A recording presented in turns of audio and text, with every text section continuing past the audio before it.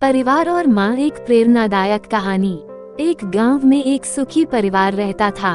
उस परिवार में 3 भाई और एक बहन थी। उनके माँ बाप उन चारों से बेहद प्यार करते थे, मगर बीच वाले बेटे से थोड़ा परेशान थे।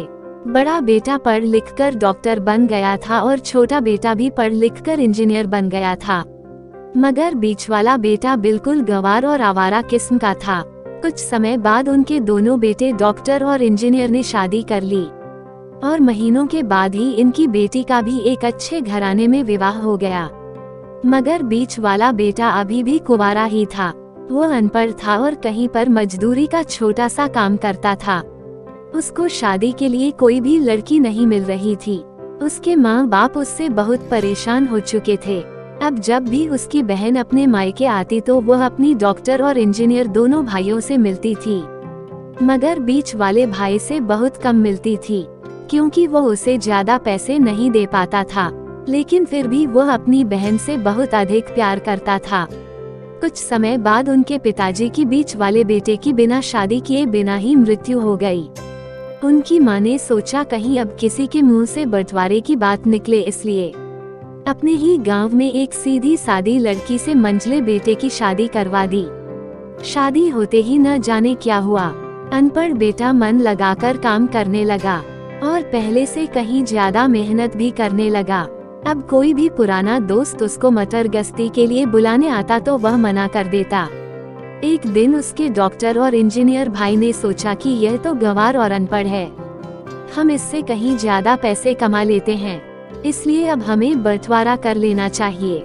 माँ के लाख मना करने के बाद भी दोनों बेटों ने बंटवारे की तारीख तय कर दी और उन्होंने अपनी बहन को भी बुला लिया।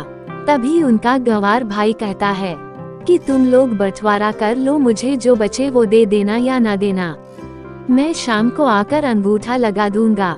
तभी उसकी बहन कहती है, अरे बेवकूफ, तू तो हमेशा बेवकूफ ही रहेगा, जमीन का हिस्सा तो आमने सामने बैठकर होता है।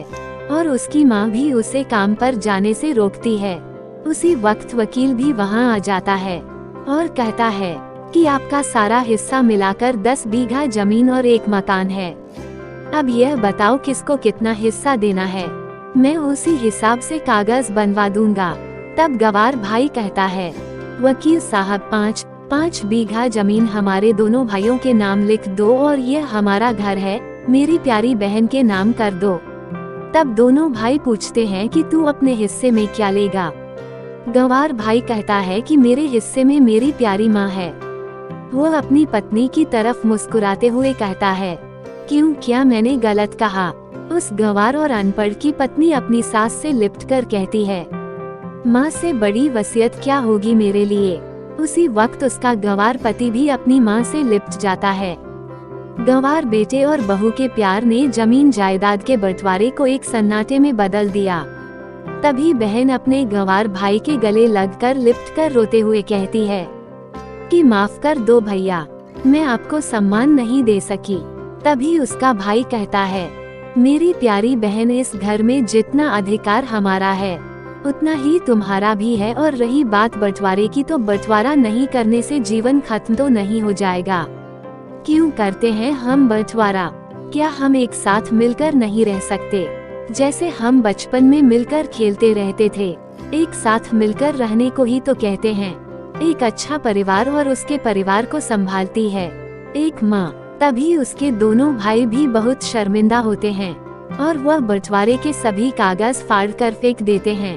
और उस दिन के बाद से उनका पूरा परिवार खुशी खुशी एक साथ रहने लगा।